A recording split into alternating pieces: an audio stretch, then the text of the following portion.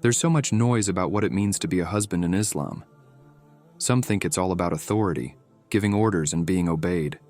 Others see it as an outdated concept, far removed from the realities of today's relationships. But let's pause for a moment and reflect. Is this really what Islam teaches? Does being a husband mean demanding respect while offering none in return? Or is it something deeper, more balanced, and profoundly impactful? The truth is, the role of a husband in Islam is not just about leading a household. It's about embodying kindness, responsibility, and humility. Yet, in daily life, misconceptions and modern-day pressures have clouded this understanding. Let's uncover the real teachings of Islam about being a husband, not the cultural distortions or internet arguments, but the truth grounded in the Quran and the Sunnah. One of the most quoted verses about husbands is, "Men are the protectors and maintainers of women." But here's the problem. Too many people stop reading there. Now, being a protector doesn't mean controlling your wife's every move. It doesn't mean micromanaging her choices or enforcing your authority with anger or force. Instead, it's a role of responsibility, a duty to ensure her emotional, physical, and spiritual well-being. The Prophet Muhammad set the perfect example.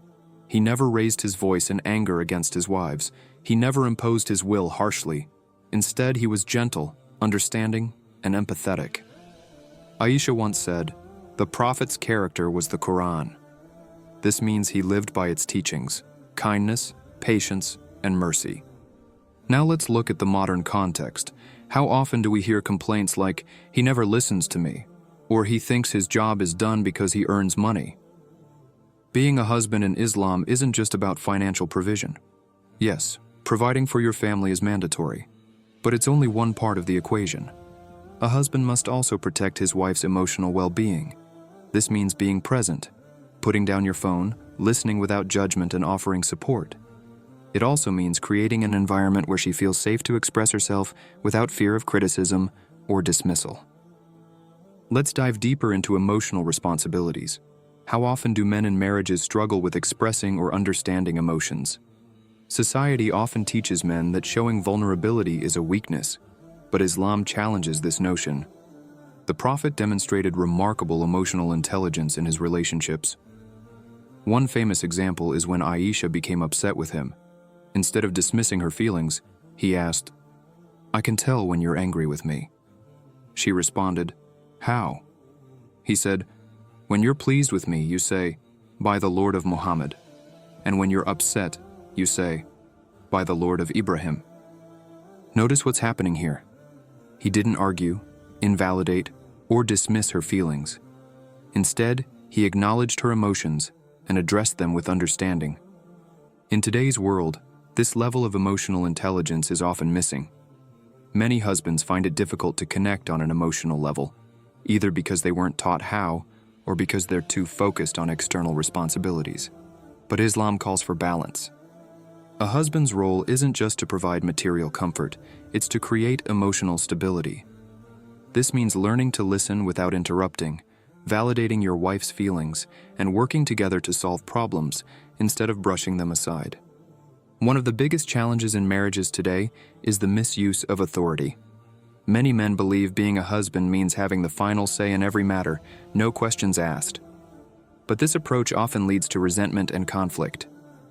Islam teaches that marriage is a partnership, not a dictatorship. Yes, the husband has a leadership role, but leadership in Islam is rooted in service, not domination. The Prophet said, "The leader of a people is their servant." In practical terms, this means involving your wife in decisions that affect the household. Whether it's financial planning, raising children, or career choices, her input matters. Ignoring her voice or dismissing her opinions goes against the spirit of Islamic teachings. Take the example of the Treaty of Hudaybiyah. When the companions hesitated to shave their heads after the treaty, the Prophet consulted his wife, Salama. She advised him to lead by example, and her suggestion resolved the situation. This shows that even the Prophet, the greatest leader of all time, valued his wife's perspective. Provision is a husband's obligation, but let's dig into what that really means. Providing isn't limited to paying bills or buying groceries. It also means ensuring your wife has the resources to grow, intellectually, spiritually, and emotionally. Allah says in the Quran, "Live with them in kindness." Kindness isn't just about being polite, it's about understanding and supporting your wife's aspirations. For example, does your wife want to pursue further education or start a business? Do you encourage her, or do you see it as a threat to your role? Islam celebrates knowledge and personal growth for both men and women. By supporting her ambitions, you're fulfilling your duty as a husband. At the same time, provision includes emotional availability. Are you checking in on her well-being? Are you asking, "How are you really feeling?" These small gestures go a long way in building trust and connection. Conflict is inevitable in any marriage, but the way you handle it can either strengthen or weaken your relationship. Unfortunately, many husbands resort to anger, silence, or even harsh words during disagreements. The Prophet showed us how to manage conflict with grace. When his wives were upset or emotional, he never responded with anger. Instead, he practiced patience and understanding. Allah says, "And if you fear dissension between the two, send an arbitrator from his people and an arbitrator from her people." This teaches us that resolving conflict requires wisdom and a willingness to compromise. As a husband, your responsibility is to de-escalate tension, not add fuel to the fire. This might mean stepping back to cool down, seeking advice from trusted elders, or simply apologizing when you're wrong. Remember, humility in marriage is not a sign of weakness, it's a sign of strength. One of the most overlooked aspects of being a husband is spiritual leadership. Many men think their role ends with providing financially, but Islam calls for more. The Quran says, "O you who have believed, protect yourselves and your families from a fire whose fuel is people and stones." This is a heavy responsibility. It means leading your family toward righteousness, not by force, but by example.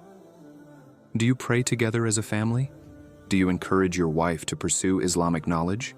Do you model good character in your daily actions? Spiritual leadership isn't about lecturing or imposing rules. It's about inspiring your family to grow closer to Allah through your own actions. At the same time, accountability is crucial. Reflect on your role as a husband regularly. Are you fulfilling your duties with sincerity and love? Are there areas where you can improve? Remember, Allah is aware of every action, and He will hold you accountable for how you treat your wife. Being a husband in Islam is not a position of privilege. It's a position of responsibility. It's about serving, protecting, and uplifting your wife with kindness, respect, and love. It's about balancing material provision with emotional and spiritual care.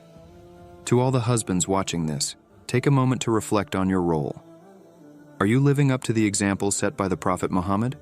Are you creating a home filled with peace, understanding, and mutual respect? And to the wives watching, know that Islam has given you rights, and it's okay to expect your husband to fulfill them with sincerity. Let's strive to build marriages that reflect the beauty of Islamic teachings, where both partners work together to please Allah and grow closer to Him. If you found this video beneficial, don't forget to like, share, and subscribe.